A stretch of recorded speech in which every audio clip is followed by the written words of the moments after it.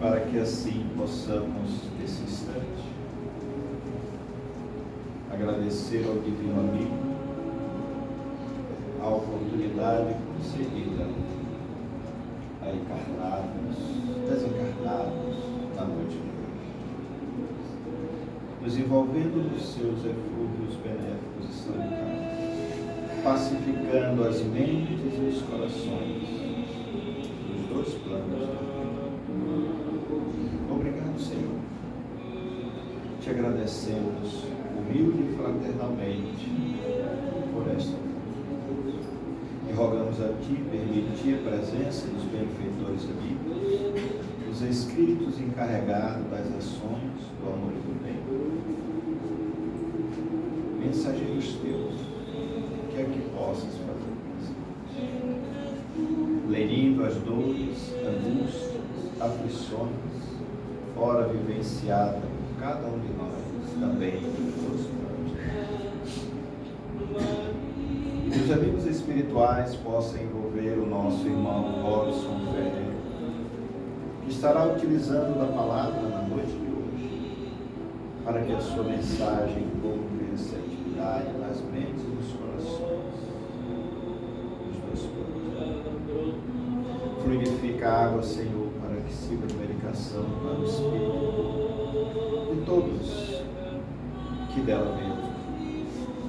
E na certeza da sua amorável, divina e fraternal presença, os amigos espirituais aqui entre nós. E agradecemos, dizendo: Senhor, seja conosco, hoje, agora e sempre. Mas que o Senhor nos abençoe a todos.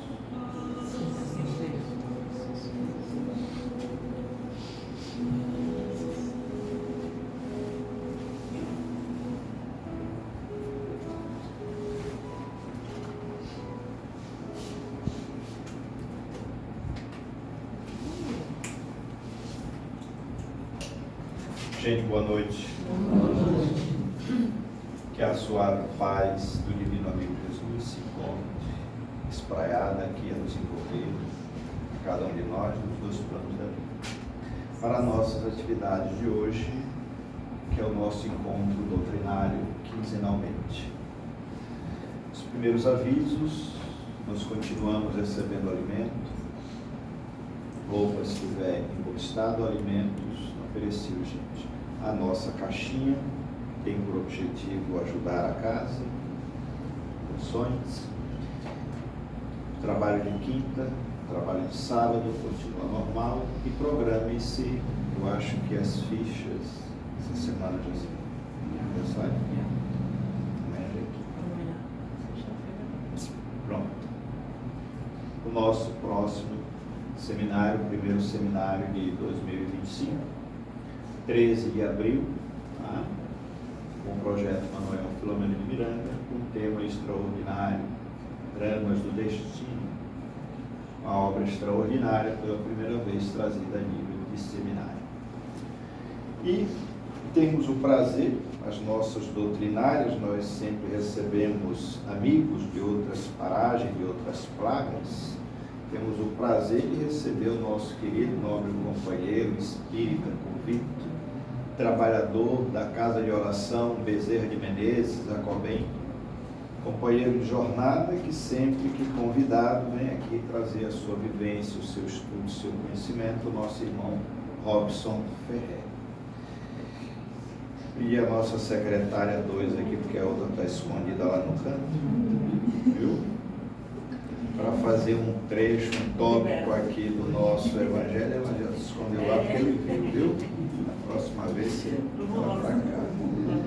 Um tópicozinho, né? Um trecho do nosso Evangelho, e em seguida o nosso irmão Robson terá aí 1 hora para desenvolver um tema. Olha o tema.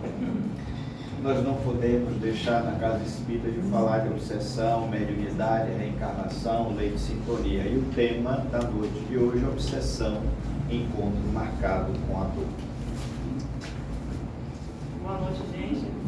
Boa noite. Que esteja presente em nossos corações. capítulo 7. O orgulho e a humildade. Que a paz do Senhor seja convosco, meus caros amigos. Venho até vós para vos encorajar a seguir o bom caminho. Aos pobres espíritos que antigamente habitavam a terra, Deus dá a missão divina de vos esclarecer. Bendito seja pela graça que nos concede em poder ajudar o vosso adiantamento. Que o Espírito Santo me ilumine e me ajude a tornar minha palavra compreensível e que me conceda pô-la ao alcance de todos vós encarnados que estáis na dificuldade e procurais a luz. Que a vontade de Deus me ajude para fazê-la brilhar aos vossos olhos. A humildade é uma virtude bem esquecida entre vós. Os grandes exemplos que vos foram dados são bem pouco seguidos e, todavia, sem a humildade, poder ser caridosos para com o vosso próximo, não, porque esse sentimento nivela os homens. Diz-lhes que são irmãos, que devem se entreajudarem e os conduz ao bem. Sem a humildade, vos adornais de virtudes que não tendes, como se trouxesseis um vestuário para esconder as deformidades do vosso corpo. Recordai aquele que nos salva. Recordai sua humildade, que o fez tão grande e o colocou acima de todos os profetas. É um breve trecho desse capítulo. Aí vou passar a palavra agora para a nossa amiga Rox. Posso dar uma boa palestra? Obrigado.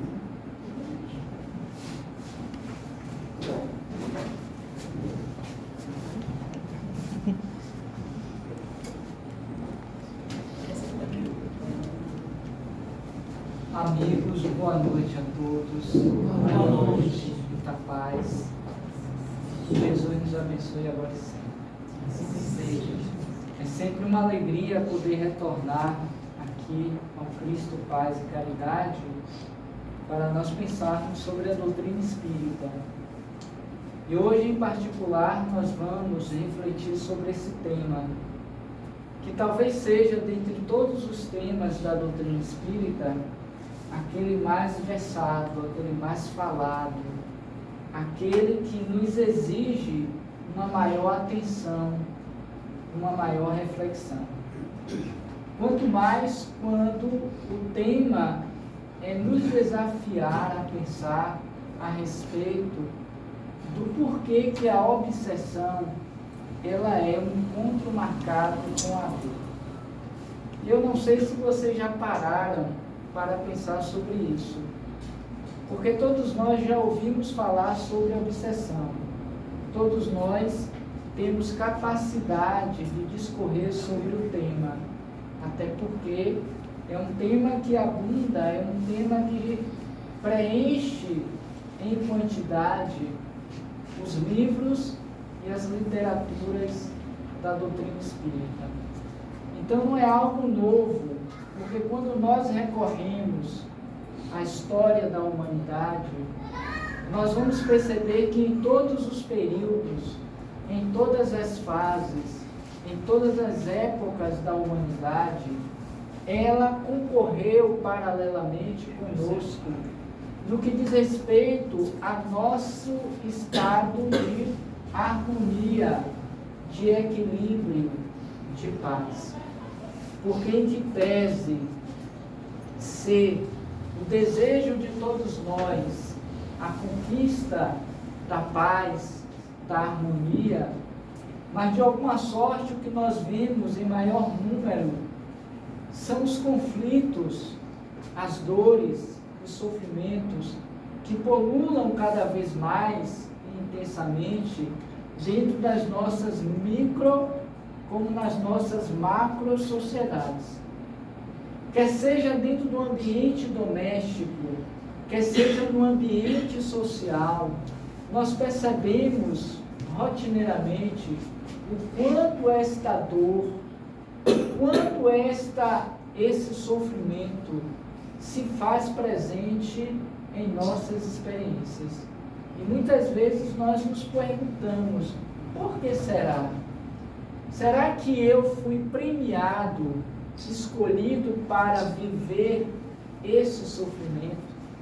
Será que Deus resolveu escolher a mim para carregar-me de todo o sofrimento e dor e conflito possível? Muitas vezes, na nossa aflição, ou na nossa falta de compreensão sobre o para quê, nós nos lançamos a esses questionamentos. Mas fato é que, em toda a história da humanidade, perpassando por todas as gerações, a obsessão sempre se fez presente. Sempre esteve no calcanhar de Aquiles do indivíduo, do espírito que se projeta, caminha para a luz. Quer seja de forma consciente, quer seja de forma inconsciente, todos nós estamos mais ou menos sendo obsidiados. Porque conforme nós vemos também na literatura espírita, existem 3 níveis de obsessão, que são bem característicos do nosso processo evolutivo.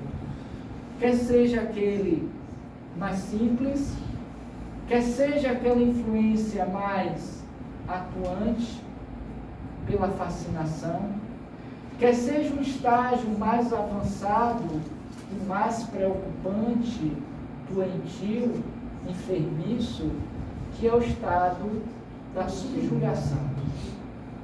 Mas seja o primeiro, seja o último, todos nós, de forma declarada ou de forma oculta, nós somos influenciados pelos espíritos. E somente a partir da doutrina espírita é que nós passamos a divisar esse tema com a realidade e a propriedade que já deveria ter sido estudado, aprofundado pelas outras teologias, pela academia, que hoje, do ponto de vista das doenças, já é considerada a obsessão mental, dentro do DCMS. Querendo dizer que, se nós não nos atentarmos para tal, em algum momento da nossa caminhada evolutiva, poderá ela concorrer para um momento mais intenso de dor, de sofrimento. Porque Allan Kardec, no Livro dos Espíritos, ao tratar na segunda parte sobre a influência dos espíritos em nossas vidas, em nossos pensamentos, ele vai justamente questionar as entidades venerandas até que ponto os espíritos eles têm esse poder de nos influenciar sobre os nossos pensamentos e nas nossas ações. E os espíritos prontamente assim disseram que sim, e que muito mais do que nós imaginamos, pensamos, são eles, às vezes de ordinários, de primitivos, são eles que nos dirigem, são eles que nos conduzem à derrocada existencial, são eles que nos direcionam para o desvio do caminho de ascensão espiritual, visto que todos estamos em um processo contínuo de nascer, de morrer, de renascer, de progredir, ainda e sempre, visando sempre a perfeição. Só que nesse caminhar evolutivo, nós passamos por experiências humanas ou existenciais, as quais muitas vezes nós nos comprometemos com a lei de Deus, que vige em nossa consciência, conforme a questão, resposta a 621 do Livro dos Espíritos. Então, todas as vezes em que nós nos comprometemos com a lei, esta consciência nos convida a nos harmonizarmos com a própria lei. Porque o Cristo já dissera que não sairíamos daqui, referindo-se a mundos provacionais, mundos expiatórios, sem que antes nós nos liberássemos dos nossos comprometimentos com a lei. E cada um vai estar no seu estágio de consciência e de comprometimento com esta mesma lei, uma vez que nós ainda não nos encontramos na categoria de espíritos bons, não é nem puros, mas na ordem dos bons, e destes 4 classes: os prudentes, os bons, os sábios e os superiores. Porque a nossa ordem para o contingente maior dos espíritos vinculados à Terra ainda é a terceira, dos espíritos imperfeitos, numa escala de 7 classes, que nós estamos ainda tateando. Estamos muitas vezes, quando muito conscientes, nós estamos tentando vivenciar a segunda ordem. Nós nos candidatamos à segunda ordem na medida em que eu me permito viver a lei. Mas ainda assim, nós flutuamos. Nós estamos lá e cá, como diz o ditado, um pé dentro, um pé fora. Quando não os dois. Porquanto esta consciência está nos convidando que antes nós fôssemos reconciliar com os nossos adversários. E quando esses adversários, às vezes mais imperdinidos, mais malvados, mais impuros do que nós outros, mantém-se naquela postura da vingança, do ódio, do desejo de revide, maior se torna o comprometimento desses seres perante esta caminhada evolutiva. Daí porque, na maioria das vezes, aqueles que nos são adversários estão exatamente no ambiente familiar no qual nós vamos exercitar o perdão, a simpatia, a concórdia. Nós vamos aprender com eles, sobretudo, a amar, a perdoar, a estabelecer um nível de respeito para com o outro e o outro para comigo mesmo, em que pese que na maioria das vezes nós não conseguimos fazer isso em uma encarnação. Uma vez que, para a maioria de nós, reforçamos o comportamento equivocado. Porque nós vemos nele, ou naquele, ou aquela, a necessidade de uma convivência saudável, sadia, respeitosa.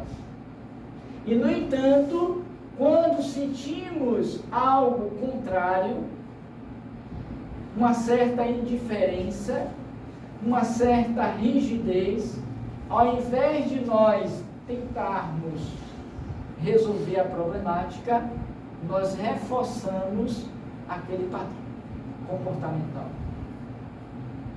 E que de um adversário nos tornamos, naquela encarnação, às vezes, um inimigo.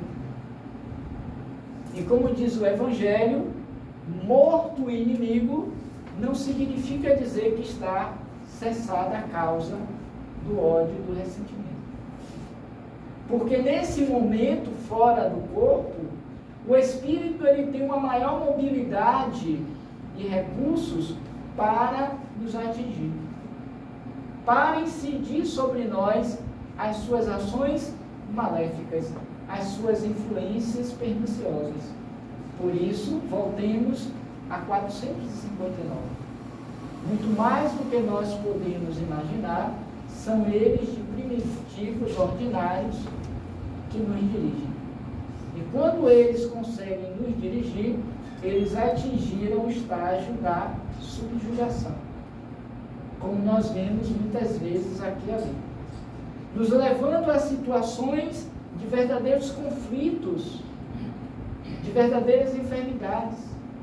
Ou quando não, em um estágio, digamos assim, um pouco mais suave da fascinação, tira de nós a consciência da lucidez, do bom senso, porque nos inflamamos de orgulho, de vaidade, de soberba, de uma superioridade que, de certo, não existe, para se valer do outro. E agimos de forma também contrária à lei. E tudo isso vai fazer com que nós nos distanciemos do objetivo sagrado da reencarnação, que é o aprendizado, o crescimento espiritual. Porque como nós focamos também muito e intensamente no que é material, nós esquecemos esse lado espiritual. Mesmo nós espíritas, conhecedores do conhecimento da verdade que liberta. Nós focamos tão somente no viver a vida e os seus prazeres e as suas conquistas. E com isso o tempo se alastra e nós não conseguimos realizar o objetivo maior da existência, que é cuidar um do outro, que é nos apaziguarmos, nos reconciliarmos, para que esta dor não apareça de forma intensa em nossas existências. Porquanto que a dor ainda ela é necessária ao nosso estágio evolutivo. Vai nos dizer Neo Lúcio que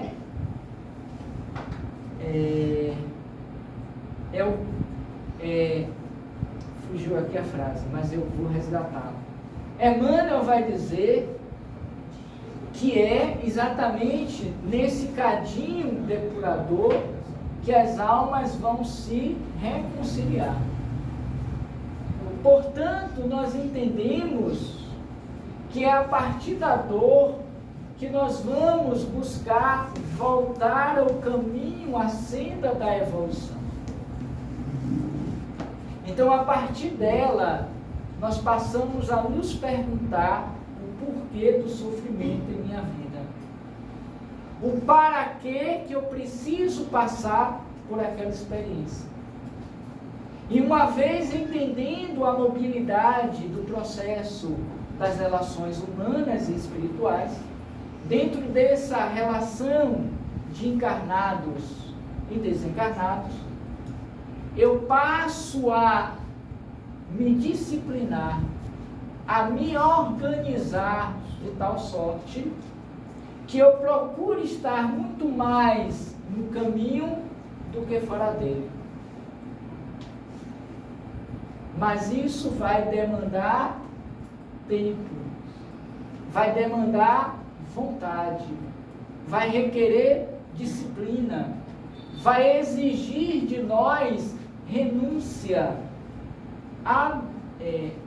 abnegação e tudo quanto nós ouvimos falar, que reconhecemos a importância, mas que em si nós não praticamos na intensidade com que já poderíamos e dentro da necessidade que precisamos. Eis porque, na maioria das vezes, entramos e saímos da reencarnação, da experiência encarnatória, mais comprometidos do que antes. Porque esquecemos o projeto diretor da nossa existência.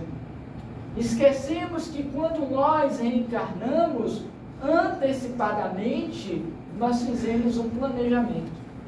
E nesse planejamento estava ali delineado, não tudo, claro, mas os pontos principais nos quais nós haveríamos de vivenciar.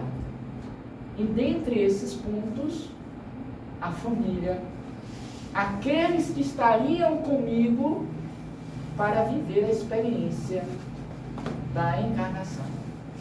E dentre esse conjunto de almas, aquelas às quais eu tenho um comprometimento direto e que eu preciso nessa encarnação envidar esforços para que eu consiga sair pelo menos apaziguado na minha consciência com ela. E o que é que nós fazemos quando não gostamos de uma pessoa? Quando nós sentimos uma certa indiferença, nós reforçamos o padrão. Nós tripudiamos se eu tenho poder, se eu tenho domínio, ou então, na maioria, ou na melhor das hipóteses, eu me torno indiferente àquela alma. Quando eu poderia estar treinando, exercitando o bem maior, que é o amor, a simpatia, o respeito, a consideração, o reconhecimento do valor daquela alma para mim. E quase sempre ela vem, dentro desses comprometimentos com a lei, ela vem destituída desta percepção. Porque vai estar ali exigindo de mim muito mais do que aparentemente eu sou capaz de dar. Aí vem Jesus à época que conviveu diretamente com aqueles processos obsessivos de então, e não foram poucos, muitos, a começar pelos próprios discípulos, em que ele vai justamente nos propor esta parceria, esta relação de nós nos reconciliarmos com eles, enquanto estivéssemos a caminho. E o melhor nível de reconciliação é, sem dúvida nenhuma, o perdão das ofensas. É a benevolência para com todos, é a terapêutica. A benevolência para todos, a indulgência para com os erros alheios, o perdão das ofensas. Resumidamente, é o que Jesus entendia como sendo caridade. A caridade para com o meu irmão, para com o obsidiado, para com o infrator, para com o doente, para com o enfermo, é o BIP, famosamente conhecido. A resposta dessa questão é o BIP. Mas que a gente não faz, não porque não quer, não porque não pode, não seja capaz. Muitas vezes por conta do orgulho, por conta da vaidade. Não querer ser submisso, no bom sentido da expressão, àquele outro. Quando Jesus já nos dizia, resgatando a citação, Deus não põe fardos pesados em ombros frágeis. O que ele quer dizer com isso? Que todas as vezes que a prova me chega, é um sinal de que eu sou capaz de vencer. Deus não coloca a experiência para o filho sem saber que o filho seja capaz de experimentá-la e de vencer. A parábola dos talentos é um indício disso. São 3 homens e o Senhor vai dar a cada um deles uma quantidade de moedas. Para um dá 2, para outro dá 4 e para o outro deu 1. Porque entendia que cada um deles, na sua maturidade psicológica e espiritual, já seria capaz de lidar com aquela quantidade de moedas para multiplicá-las. Agora, Deus dá o recurso, mas o movimento de ação, a produção, é sempre daquele que a recebe. O que a gente quer é o quê? A felicidade que Deus jogue do céu para a terra. Não é assim? Que sejamos premiados, sejamos beneficiados sem o esforço, sem o trabalho, sem o testemunho de que eu sou merecedor. Portanto, os espíritos, dentro dessa temática, obsessão, um ponto marcado com a dor, quando percebe que não há um movimento sincero de mudança, de renovação, de produzir mais do que produziu, eles muitas vezes se revoltam e passam a nos acompanhar, passam a nos dirigir, a nos observar, e mediante esse controle, ele vai interferindo de forma silenciosa em nossas vidas. Até que chega um momento que nós perdemos o controle. E às vezes, quando queremos voltar atrás, já não é mais possível. É que nem aquela pessoa que começa a fazer dívidas. Comprar exageradamente sem ter o controle das compras. E não se dar conta que o fato de colocar as prestações no cartão vai endividando cada vez mais. Porque cada vez que você compra e você divide e não paga, aumenta os juros e além do débito vem os juros. Isso vai se tornando uma bola de neve, como nós dizemos popularmente. E chega um tempo que você não tem mais controle.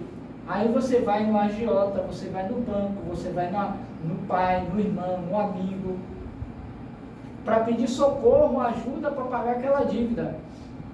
Mas ainda que você encontre um benfeitor que vai lhe auxiliar nisso, mas você continua ainda com a dívida com aquele que lhe salvou. Porque o dinheiro não foi seu, é empréstimo também. Mesmo que ele nunca venha lhe cobrar, a consciência de débito vai estar ali. Mas o que é que acontece? Ao invés de a gente se reconciliar com a lei, a gente pensa assim, não, se eu me endividar de novo, eu procuro fulano de tal. A gente cria o quê? Uma dependência. Assim acontece do ponto de vista espiritual. Os benfeitores estão aí para nos ajudar, porque nessa pergunta ela é interessante, porque nós só vemos um lado da moeda. Todos nós conhecemos a pergunta e a resposta, mas nós focamos só nos espíritos obsessores. É fato, porque a temática concorre para isso. Mas ela também, de forma subliminar, ela vai dizer que nós somos influenciados pelos bons. Eles não nos dirigem. É a diferença entre o bom e o mal. Os espíritos bons, eles não nos dirigem. Eles não nos influenciam para o erro, para o equívoco, para o mal. Nós não ficamos dependentes deles. Eles nos deixam livres para escolher. Os maus não. É que nem nós, que quando nos apaixonamos ou dizemos amar alguém, nós queremos ter o controle sobre a pessoa amada, impedindo que ela seja livre, que ela faça as suas escolhas. Um processo obsessivo, que muitas vezes se dá um encontro marcado com a dor, começa nas relações conjugais. quantos processos obsessivos de grave monta tiveram início na relação.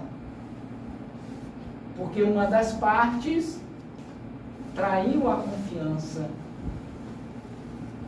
traiu a amizade, traiu aquela proposta de serem felizes. E aí não há uma reconciliação, um perdão, ou às vezes até uma tentativa de recomeçar se propõe. Mas repare que nem sempre é do mesmo jeito. Nem sempre não. Nunca é do mesmo jeito. Porque fica aquela mancha. Fica sempre uma desconfiança, uma dúvida. E a depender daquele que cedeu, por ser talvez mais consciente e evoluído, ele muitas vezes também é de novo traído. É de novo enganado. E aí cria-se uma rigidez. Aquele relacionamento que poderia ser algo positivo, feliz, dentro das condições naturais de uma relação provacional, se tornou um processo conflituoso, um processo obsessivo. Porque surge o ciúme, surge a insegurança, e aí separam-se muitas vezes, mas aquilo no psiquismo continua, e a partir dali começa a influência simples, processo obsessivo simples, as sugestões, as ideações, as observações, e por aí vai. E tudo isso vai criando uma série de situações que levam o indivíduo a não viver em paz, a não conseguir ver no outro mais aquela imagem da pessoa amada, da pessoa que desejava viver até que a morte separasse. Porque a morte não separa quando esse encontro é marcado pela dor. Porque também não seria justo. Você espizinha, você maltrata, você tripudia, você violenta, você agride, desrespeita o indivíduo ao longo de uma existência. Morreu, acabou, graças a Deus. Deus não seria justo. Onde estaria a justiça divina? Mas quando a gente começa a perceber a dinâmica da vida através dos processos reencarnatórios, a gente percebe que ali a justiça está.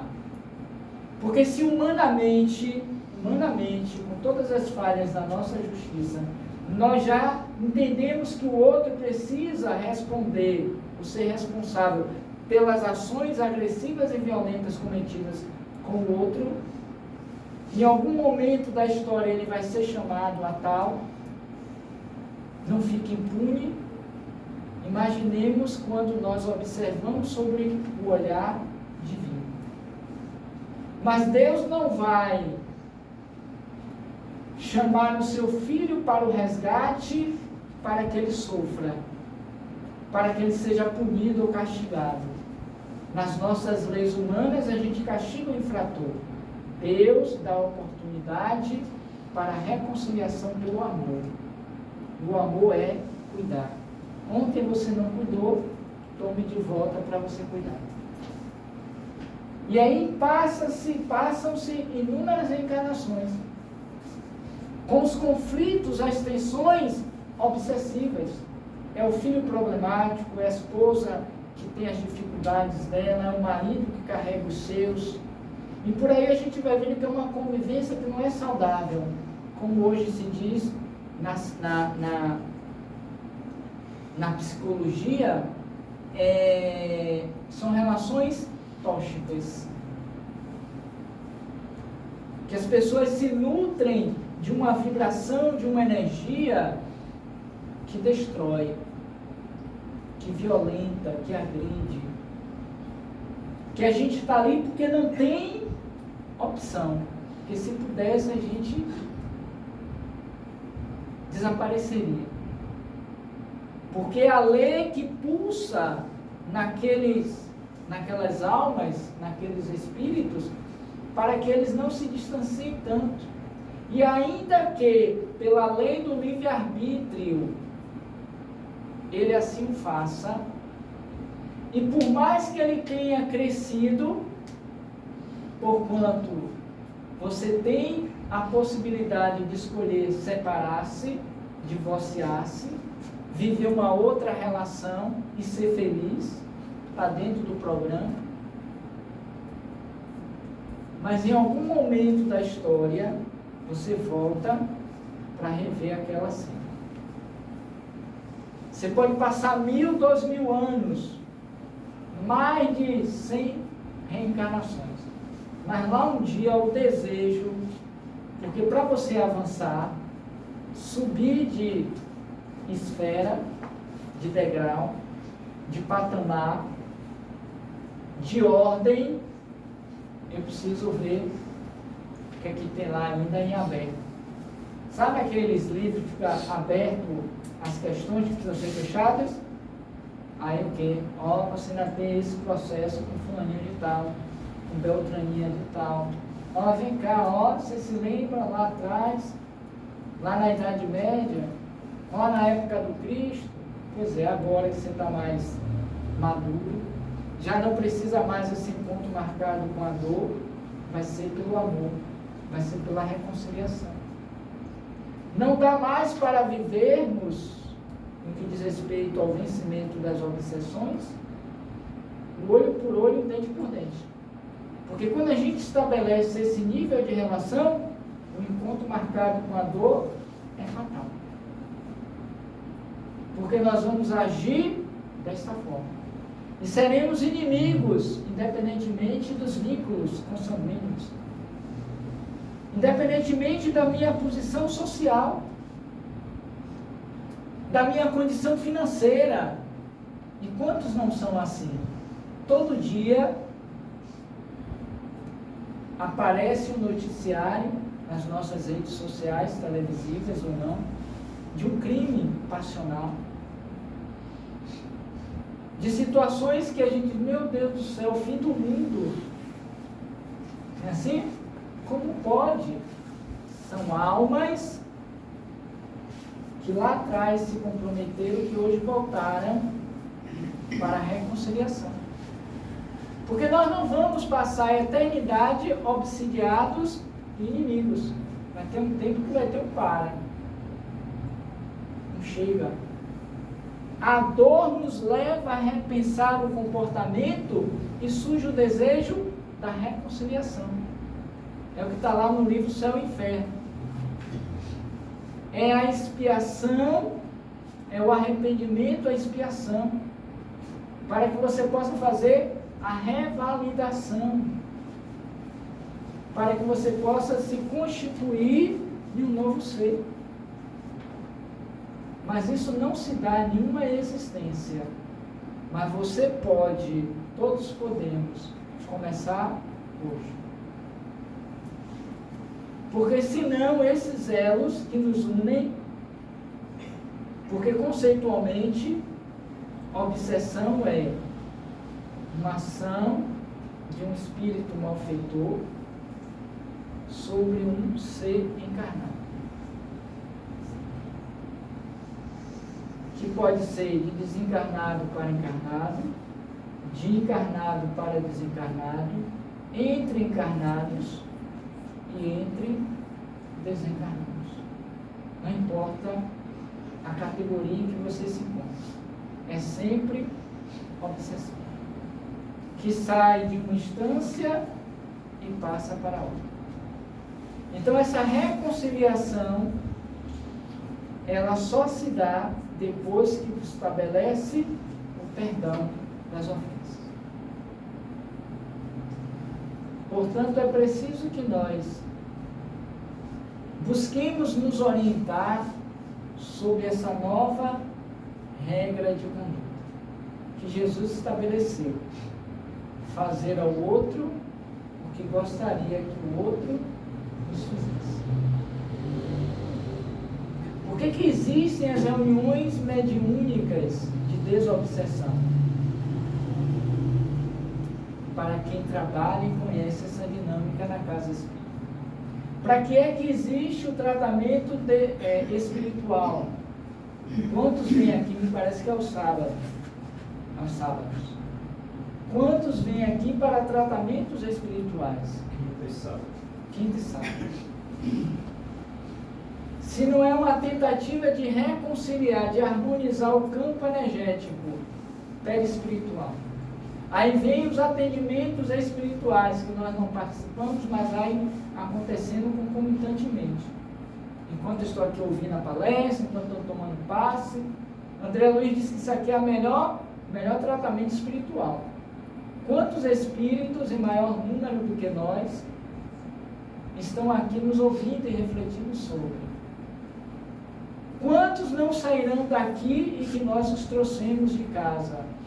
Que pegamos aqui na esquina, na rua, que pela conversação, pelos pensamentos, pelo sentimento guardado, porque às vezes também eu não exponho o meu sentimento para com o outro, mas eu estou sentindo o sentimento por ele, estou vivenciando aquele estado, aquela emoção. Quantas emoções que nós iniciamos nos levam a doenças, a enfermar, a adoecer. E que isso vai se acumulando no campo perispiritual, gerando doenças no corpo físico. As chamadas doenças psicossomáticas, psicoemocionais, que vão gerando essa desarmonização dos campos energéticos que Joana de Ângeles traz muito bem no livro Autodescobrimento, uma viagem interior. Os níveis, os campos energéticos que para chegar no corpo físico ele já passou aquela distonia, aquele desequilíbrio pelos outros corpos. Kardec chama de perispírito, ou chamou. Mas mostrando que para que você se regularize, se harmonize, você precisa harmonizar os outros. Por isso que só medicação não funciona. Você pode até aliviar a dor de cabeça tomando um analgésico, tomando uma pílula X ou Y, tomando uma injeção, sem problema. Mas isso vai apenas resultar do físico, mas a pulsação que causou o processo vai estar ali. Tanto é verdade que quando isso acontece, 2 dias, 3 dias depois, no máximo uma semana, a gente volta com aquela mesma dor, né? Assim, não consigo entender. Já tomei um remédio, não sei o que, já fiz isso, já fiz aquilo, já fiz acupuntura, já caminhei, já tomei banho de mar, já tomei banho de sal grosso, já fiz tudo que mandaram. Não deu certo. Porque volta e meia aparece. Por que isso? Porque é um padrão energético que está no meu campo perispiritual, de onde procedem, pelos pensamentos, a obsessão, os vínculos mentais. Por isso que a proposta reflexiva, esse encontro marcado com a dor, porque a obsessão, ela sempre vai gerar dor, sofrimento, conflito, perda, mortes. Porque quantos estão sendo retirados do corpo físico por essa violência social que aí está, devido a processos obsessivos. Você não me matou ontem? Eu vou te matar hoje, seu infeliz. Aí encontra um médium doido aí na rua, que está chateado, brigou em casa, ou está passando por processos emocionais também intenso, não sabe lidar com a problemática, bebe, ou então uma discussão qualquer, pega a arma, saca e mata. Vai assaltar, chega lá, tira a vida do outro. São processos obsessivos. Joana de Ângeles diz isso no livro Estudos Espíritas. Tem o tema obsessão, em que ela vai dizer que nós vivemos uma obsessão coletiva, e não precisa nem ser espírita para a gente ver isso, basta olhar aqui as coisas que acontecem em Santa Maria da Purificação, em Salvador, em Santo Antônio de Jesus, seja qual for a cidade. A gente vê claramente que as pessoas não se entendem, não se respeitam, não convivem saudavelmente, porque cada qual está vivendo seus conflitos internos. As exigências do mundo para que você tenha, faz com que você enlouqueça, perca o sentido. Você trabalha uma vida inteira e não consegue o mínimo necessário para sobreviver.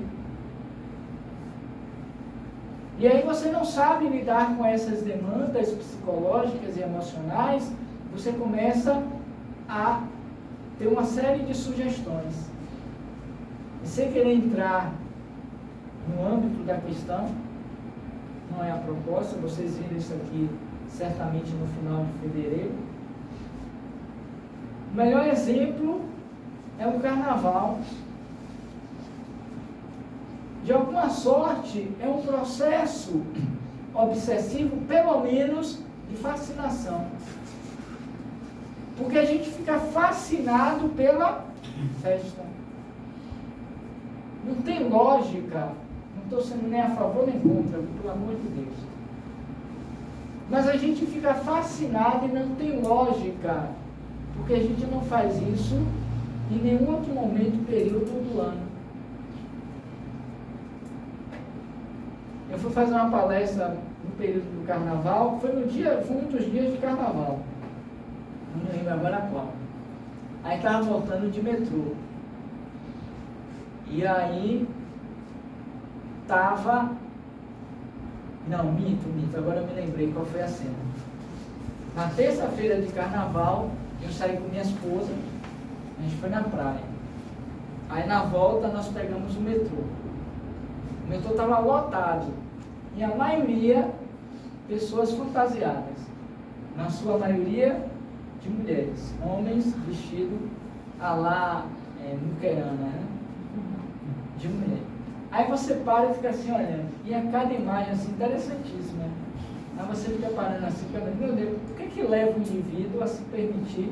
Ah, é alegria, é despojamento, é isso. Pode até que seja. Mas você não faz isso em qualquer um outro dia. Você chamar essa mesma pessoa para se transvestir de mulher em qualquer outro dia, certamente ele não vai. A não ser se for com bom dinheiro. Que ele fica fascinado pelo dinheiro. Mas, via de regra, não se faz isso. Aí a gente pensa, o que leva uma pessoa a sair de casa, certamente lá do aeroporto, nós estamos mais ou menos naquela região, pega uma condução pública, paga do seu dinheiro, vai, se expõe, né, com aquele traje, ainda que seja nesse período aceitável, vai para uma multidão de gente, porque vocês viram pela televisão, se não estiveram lá, aquele mar de gente que você não encontra em outro período do carnaval, ou perdão, do ano, nem período religioso, tanta gente, para ficar loucamente pulando atrás de um trio, cantando, rindo, bebendo, fumando, se drogando, se prostituindo, e por aí vai. Aí a gente percebe que nesse momento nós abrimos o campo para a dor. Porque apesar da mídia não trazer de fato o que ocorre, mas nós vemos a loucura que é a morte, a violência, o desrespeito, a criminalidade, a quantidade de armas chama fria, né? Acho que é fria ou é branca, que a polícia mostrou como sendo o orgulho de ter impedido entrar no carnaval.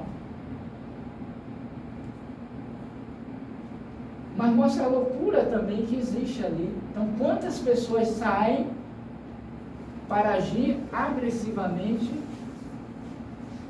contra as pessoas? É um processo de obsessão coletiva, por fascinação, em que a dor marca. Quantos saíram dali diretamente para os cemitérios, para os hospitais? Quantos voltaram para casa normais, mas carregados de fluidos densos, de miasmas deletérios? Porque não é tomar um banho de água fria ou dar um mergulho ali na orla da barra que vai resolver o problema. Não é assim que funciona. Você se expõe a uma situação que você não sabe as consequências. E sem contar que não é só carnaval, a festa maior, né? Aí a gente percebe que durante todo o ano, pequenos núcleos carnavalescos vai acontecendo. É o que Emmanuel chama de distrações. Daqui a pouco vem o São João, daqui a pouco tem a lavagem disso, daquilo, tem a festa disso, daquilo outro. Aí a gente vai passando o ano inteiro precisando dessas distrações para poder se sentir bem, feliz, para a gente não surtar. Sem se dar conta que com isso eu estabeleço um padrão psíquico com esse nível de mentes que nos levam a desentendimentos, a provocações, a dores, a sofrimentos desnecessários. Porque nesse período não é que a gente não tenha momentos de lazer, de curtição, momentos de calmaria, mas a gente poderia estar começando a pensar em outras distrações que me elevem, que me fortaleçam, que me permitam sair desse cipoal de loucura em que nós vivemos, de uma para outra existência. Porque se nessa encarnação eu procedi dessa forma, na próxima eu virei com as mesmas vibrações. Percebe? Como é que eu vou me permitir, voltando à pergunta 459 para a gente fechar, como é que eu posso sintonizar com os mentores amigos, com o meu anjo da guarda? Não precisa ser nem Emmanuel, nem Chico. O meu mentor amigo, que me acompanha, está aqui nessa questão. Todos nós temos um anjo bom. Eu li isso ontem na mediúnica. Abrimos o Evangelho, caiu coletânea de preces, parte 2, anjos, guardiões e benfeitores, alguma coisa. Aí vem lá a prece para eles. O texto diz: todos nós temos um anjo bom que nos protege desde quando nós nascemos até a desencarnação. Quantas vezes eu, nesse período do ano, durante todo o ano, sintonizei com esses espíritos? Está aqui do meu lado. Como é que eu sintonizo? Se eu estou, na maioria das vezes, apressado, aflito, impaciente, nervoso, irritado, estou sempre olhando para fora, não me permito voltar, até mesmo quando eu venho uma casa espírita para uma doutrinária, para um passe. Não sei se vocês se auto-observam, é interessante. Como é que eu sento, como é que está alinhado o meu campo energético, o meu corpo físico, quando eu vim tomar só o passe? A gente chega no passe, aí vem muita gente, meu Deus, já está cheio demais, está demorando muito. Ah, na hora que nos chama, e se passar uma pessoa na minha frente, aí é que eu faço os escassez. Como é que eu posso querer que o médium, que não é Deus, nem Jesus, vai conseguir emitir as vibrações boas e eu captar? Não vou conseguir. Porque eu criei em torno de mim uma capa protetora dessas energias. Como é que eu posso vir uma doutrinária, participar de um trabalho desse coletivo, se os meus pensamentos estão lá fora? Está preocupado com a avó, está preocupado com o café, preocupado com o filho. Ou seja, a nossa mente ela é conturbada, agitada do próprio sistema. Mas por que eu me permiti viver o sistema? E isso gera obsessão. Porque eles nos observam, eles nos acompanham, eles sabem mais de mim do que eu mesmo de mim mesmo. E eles vão justamente pegar naqueles pontos que vão provocar ainda mais o meu lado sombrio. Então, o processo obsessivo só existe porque eu permito. Não sei se tem aqui, Edson, se tiver, consiga para mim rapidinho. O livro de Irmão José, Vigiar e Orar, tem? Não, né? Mas chega em casa, eu li essa mensagem ontem também na Mediúnica. Eu disse, eu vou levar lá para a gente fechar o trabalho com ela. Só que eu terminei esquecendo. Mas tem uma mensagem nesse livro que eu mais gosto, de todos os livros de mensagem, é essa. E tem uma mensagem que nós abrimos ontem, que é assim, lá toda terça-feira à noite, eu abro no final e leio, antes de passar para a segunda parte. E a mensagem antes foi consentimento. Aí ele vai falar exatamente em linhas gerais que todo processo obsessivo é um consentimento do obsidiado. Porque nós vivemos dentro de uma dualidade dos espíritos bons e dos espíritos maus, né? Assim, chamados inferiores. Mas quem estabelece o conúbio mental, o acasalamento, a sintonia, sou eu, médium. Então, consentimento eu dou para que o outro me influencie nas minhas ideias, nos meus sentimentos, nos meus comportamentos. Se eu não me permito elevar a minha faixa mental, eu não consinto que os espíritos bons me protejam. Mas o meu padrão vibracional, por si só, já consente que os espíritos maus, obsessores, caminhem lado a lado comigo. Durma até comigo. Quantos estão com insônia? Eu trouxe vários livros, mas fui me deixando levar pelas ideias. Mas sugiro a vocês falando sobre obsessão, falando sobre mediunidade, onde ele vai fazer um estudo minucioso sobre a obsessão. E só nesse ponto aqui ele vai dizer uma coisa bem interessante, só para a gente, ainda estou no meu tempo, viu? Ele vai dizer assim como o corpo físico é parasitado por micro-organismos nocivos, que eles sugam a vitalidade, o espírito encarnado pode ser vampirizado por mentes desencarnadas, enfermas, que eles enfraquecem a vontade. A obsessão é um parasitismo psíquico que deixa a sua vítima apática. Tem alguém apático aí? Leia-se depressivo, leia cansado, está sendo desvitalizado e não sabe. Aí ele ainda diz, sem vontade de reagir, cada vez mais frágil às influências perniciosas de seus, cada vez mais frágil às influências perniciosas do seu algoz. Para que a obsessão seja combatida com eficiência, o homem necessita primeiro vincular-se sinceramente, através da prece, às regiões superiores da existência e depois lutar pela mudança de hábito, ou de hábitos, procurando inclusive modificar o seu próprio vocabulário. Alguém já parou para avaliar como tem sido o vocabulário de vocês?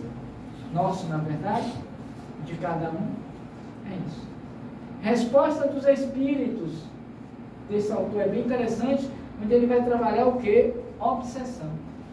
Então a gente tem livros, as mãos cheias, sem contar os clássicos, dentre eles, esse aqui. Obsessão e desobsessão, que ela vai tratar exatamente da parasitose psíquica, a obsessão, e do tratamento. Então, ela vai dizer aqui, invigilância, a porta para a obsessão, que vai nos levar à dor e ao sofrimento. Tem esse outro, que é mediunidade e obsessão, do mesmo autor falando sobre mediunidade, que trata sobre o tema. E para a gente fechar, esse outro, que é depressão e mediunidade, de autoria de Jacó Melo, que ele vai com outros autores, que ele vai tratar sobre também a questão da obsessão como sendo um caminho para o processo depressivo. Eu não me deprimo para estar obsidiado. Eu estou no estado obsessivo que me leva à depressão. E aí faço o vínculo, porque a depressão é a perda do sentido da vida, o desejo de viver. Ou eu me conscientizo disso, eu vou estar indo e voltando muitas vezes, sem fazer o movimento necessário dessa reconciliação. E a dor vai estar sempre batendo a nossa porta. E para a gente fechar, só lembrando a vocês e a mim mesmo que a Terra está passando por um processo de transformação moral, em que essas almas, que somos na verdade nós mesmos, revestidos no corpo, já não mais ficarão nela, na Terra, porque a Terra está ampliando, sublimando a sua vibração coletiva. E somente espíritos voltados para o bem e para a caridade, para o exercício da lei, vão estar aqui mais presentemente do que os obsidiados e obsessores. Portanto, decidamos se queremos estar ou não nessa nova fase da transformação planetária que a Terra está passando. Aqueles que não estiverem em sintonia serão recambiados para regiões e mundos do mesmo padrão mental daqueles que formarão a nova comunidade dos exilados da Terra. Já ouviram falar do exilado de Capela? Agora vai ser exilados da Terra. E o seminário proposto pela Casa Tramas do Destino vai falar sobre esse tema também. Então fica aí o convite para que vocês participem, interajam, reflitam, mas sobretudo, como terapêutica, eleve o pensamento a Deus em prece, pedindo proteção, mas também nos esforcemos para mudar de hábitos, para mudar de comportamentos, de pensamentos e também de conversações.